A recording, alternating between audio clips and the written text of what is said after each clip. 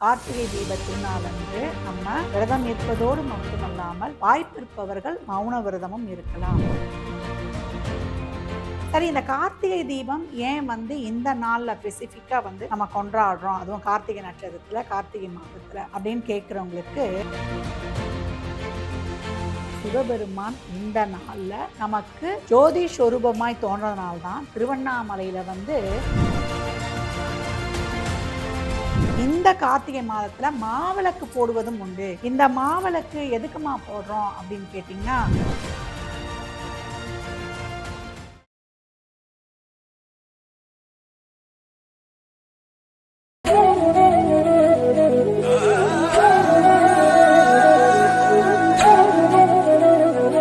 அனைவருக்கும் ஆதித்ய சோனலட்சுமியின் ஆத்ம வணக்கங்கள்.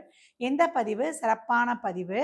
திருக்கார்த்திகை தீபம், கார்த்திகை மாதத்தில் வரக்கூடிய திருக்கார்த்திகை தீபம் பற்றிய சிறப்பான பதிவு தான் காணவிருக்கிறோம். இந்த தீப வழிபாடு எப்படி செய்யணும், இதற்கு பின்பற்ற வேண்டிய வழிமுறைகள் என்ன, நாள் நேரம் என்ன என்பதெல்லாம் இந்த பதிவில் பார்க்கலாம். விளக்கிடும் மாதம் சொல்லக்கூடிய இந்த கார்த்திகை மாதம் அதிவிசேஷமானது, இறை வழிபாட்டிற்கு உகந்த மாதம் நம்மளுக்கு தெரியும். இந்த கார்த்திகை மாதத்தில் வரக்கூடிய தீப திருநாள் கார்த்திகை நட்சத்திரமும் பௌர்ணமியும் இணைந்து வரக்கூடிய நாளில் தான் நம்ம வழிபடுவோம். இந்த வருடம் பார்த்தீங்கன்னா நமக்கு 4/12/2025 வியாழக்கிழமை அன்று வருது அப்படின்னு சொல்லலாம். இந்த திருக்கார்த்திகை தீப வழிபாடே 3 நாட்கள் வழிபடுவோம். நம்மலாம் எப்படி வழிபடுவோம்னா, கார்த்திகையிலிருந்து தொடர்ந்து 3 நாட்கள் கொண்டாடுவோம். அப்படி கொண்டாடக்கூடாது. முதல் நாள் நம்ம பரணி தீபமே ஏற்றிடணும். அதற்கு தான் நம்ம ஒரு பதிவு கொடுத்துருக்கோம். அந்த பதிவை நீங்கள் பார்த்துக்கோங்க. அடுத்து வரக்கூடியது தான் நம்மளுக்கு கார்த்திகை தீபம் எனக்கூடிய சர்வாலய தீபம். அதற்கப்புறம் வரக்கூடியது தான் பாஞ்சராத்திர தீபம். அது பெருமாளுக்கு வழிபடக்கூடியது. முருகன் ஆலயத்திலையும் இந்த மாதம் சிவனுக்கு மட்டுமல்ல முருகனுக்கும் உரிய மாதம்.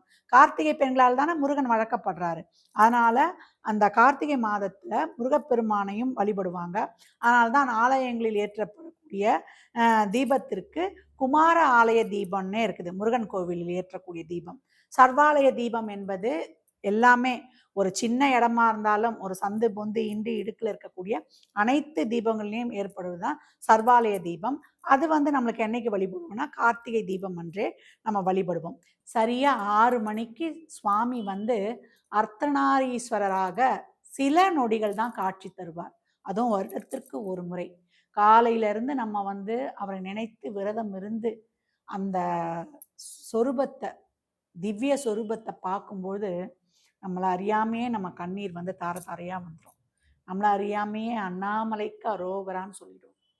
அப்படி நம்மளுக்கு மெய் சிலிர்க்க வைக்கக்கூடிய அந்த காட்சியை பார்த்த உடனே நம்ம திருவண்ணாமலையிலையும் நம்ம தீபம் ஏற்றிடுவாங்க.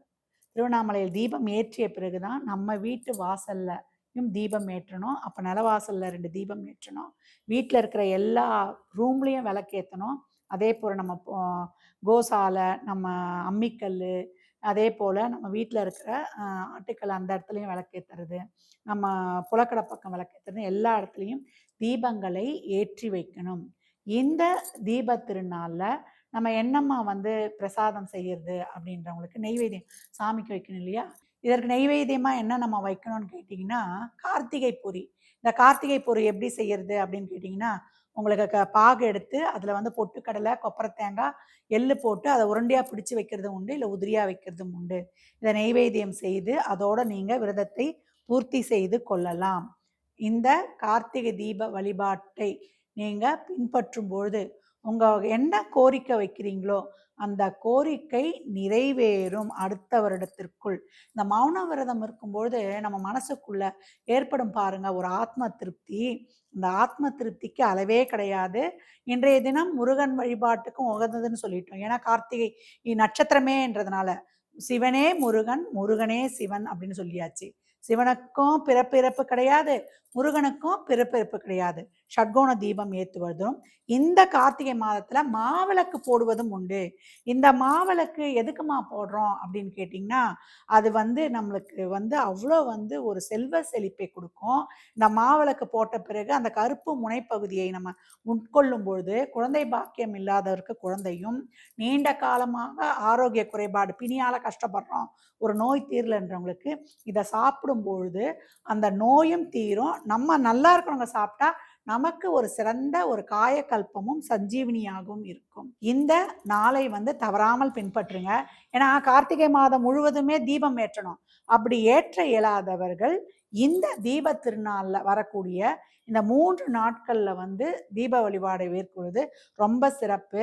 இந்த அகல் விளக்கு வைக்கும்போது இந்த அகலை வந்து தரையில வைக்கக்கூடாது. சாணம் இருந்தால் பசு சாணம் பிடிச்சி வைப்பாங்க. அப்படி இல்லாதவங்க வாழை இலையை வந்து, நான் சிட்டியில இருக்கோம் இல்லையா, நம்மலாம் வாழை இலையை கட் பண்ணி வைங்க. இல்லை அரச இலை மா இலை இதெல்லாம் கிடைக்குதுன்னா கூட அதையும் கட் பண்ணி வைக்கலாம். பெரும்பாலும் விளக்கை வந்து தரையில வைக்கிறது வந்து தவிர்ப்பது ரொம்ப நல்லது. இந்த கார்த்திகை தீப திருநாள்ல அன்னதானம் தாராளமாக செய்யலாம்.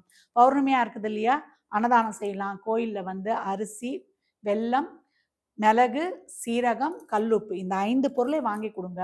உங்க வாழ்க்கையில் குபேர சம்பத்து அதிகமாக கூடும். இந்த திருக்கார்த்திகை நாளன்று நம்ம வந்து விடியற் காலையிலேயே எழுந்துருவோம். ஒரு சிலர் வந்து பரணி இருந்தே விரதம் இருப்பாங்க. இல்ல நாங்க இன்னைக்குதாம்மா விரதம் இருக்க போறோம் அப்படின்றவங்க அன்னைக்கு காலையில எழுந்து, விடியற் காலையில் எழுந்து நீங்க தலைக்கு குளிச்சிடணும். அதே போல உங்க வீட்டுல லிங்கம் இருந்தா லிங்கத்துக்கு எளிமையா வந்து ஒரு அபிஷேகம் பண்றதோ, இல்ல படம் இருந்தா படத்துக்கு வந்து பூ போடுறதோ, காலையிலேயே வந்து ஒரு வெத்தலைப்பாக்கு பழம்லாம் வச்சு நம்ம விரதத்தை வந்து தொடங்கணும். விரதம் வந்து அவங்கவுங்க சூழல், தேவை, உடல்நிலை, வசதிக்கு ஏற்றாவாறு நம்ம இருந்துக்கணும். ஒரு சிலர் முழுசா பட்னி இருப்பாங்க, ஒரு சிலர் வந்து பால் பழம் எடுத்துக்குவாங்க, ஒரு சிலர் வந்து உப்பில்லாத ஒரு தயிர் சோறு, பால் சாப்பாடுலாம் எடுத்துக்குவாங்க.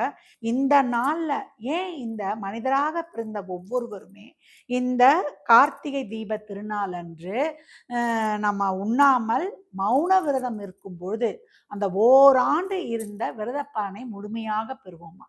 கார்த்திகை தீப திருநாள் அன்று நம்ம விரதம் இருப்பதோடு மட்டுமல்லாமல் வாய்ப்பிருப்பவர்கள் மௌன விரதமும் இருக்கலாம். அன்று காலை வந்து நீங்க எழுந்து விரதம் இருக்க ஆரம்பித்தவுடன் அன்று வந்து நீங்க இறைவனுடைய திருநாமத்தை மனசுக்குள்ளேயே சொல்லணும். இதே மௌன விரதம் இருப்பவங்க அப்படியே அமைதியா வந்து நல்ல நடுவில் ஏதாவது ஒரு தடவை தெரியாம பேசிட்டாலும் பரவாயில்ல, அதுக்கப்புறம் வந்து நம சிவாயன்னு சொல்லிட்டு அதுக்கப்புறம் அமைதியா இருந்துடலாம். அன்று மாலை என்ன பண்ணணும் அப்படின்னு கேட்டிங்கன்னா, வீட்டில் வந்து தீபங்கள்லாம் எல்லாம் ரெடி பண்ணிடணும்.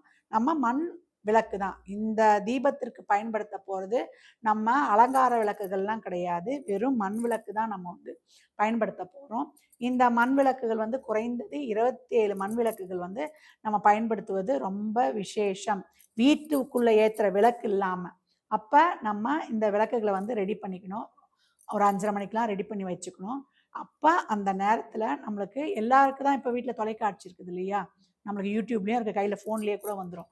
அப்போ 5:30 மணிக்கு பார்த்தீங்கன்னா திருவண்ணாமலையில் நம்ம சுவாமி, நம்ம அருணாச்சலேஸ்வரர் வந்து ஒவ்வொரு சொரூபமாக வந்து நம்மளுக்கு காட்சி தருவார். சரி, இந்த கார்த்திகை தீபம் ஏன் வந்து இந்த நாளில் ஸ்பெசிஃபிக்காக வந்து நம்ம கொண்டாடுறோம், அதுவும் கார்த்திகை நட்சத்திரத்தில் கார்த்திகை மாதத்தில் அப்படின்னு கேட்குறவங்களுக்கு, நம்ம வாழ்க்கையில் வந்து என்றைக்குமே வந்து ஆணவம் இல்லாத நிலை இருக்கணும். பக்தியிலும் ஆணவம் இருக்கக்கூடாது, நம்ம வாழ்க்கையிலையும் ஆணவம் இருக்கக்கூடாது அப்படின்னு நமக்கு ஒரு ஞானத்தை சிவபெருமான் அருளிய ஒரு சிறப்பான நாள் இந்த கார்த்திகை தீபம் அப்படின்னு வந்து சொல்லலாம். ஏன்னா சிவபெருமானை வந்து நான் போய் பார்த்துருவேன் அப்படின்னு சொல்லிட்டு போன பிரம்மாவும் மேலே எப்படி போனாரு, பறந்து போனாரு. அதே போல நான் பார்த்துருவேன் அவரன்னு கீழே போன பெருமாளும் வந்து பார்க்க முடியல. அடிமுடி காணா ஆதியும் அந்தமும் இல்லா அருட்பெருஞ்சோதியாக காட்சி அளித்தார். அந்த காலத்துல பாத்தீங்கன்னா இந்த மலை வந்து நெருப்பு மலையா, இப்பதான் வந்து நம்ம வந்து ஒரு சாதாரண மலையா பார்க்கிறோம். அப்ப பிரம்மாவுக்கும் விஷ்ணுவுக்கும் வந்து அவர் வந்து ஜோதியா தான் காட்சி அளித்திருக்கார். அப்ப அவங்க இருவருடைய ஆணவம் வந்து யாருடைய வாழ்க்கையிலும் வந்துடக்கூடாது. எனக்கு தான் தெரியும், நான் தான் வந்து அது படிச்சிருக்கேன், நான் தான் இது படிச்சிருக்கேன், இல்லாட்டி அந்த வேலையே செய்ய முடியாது.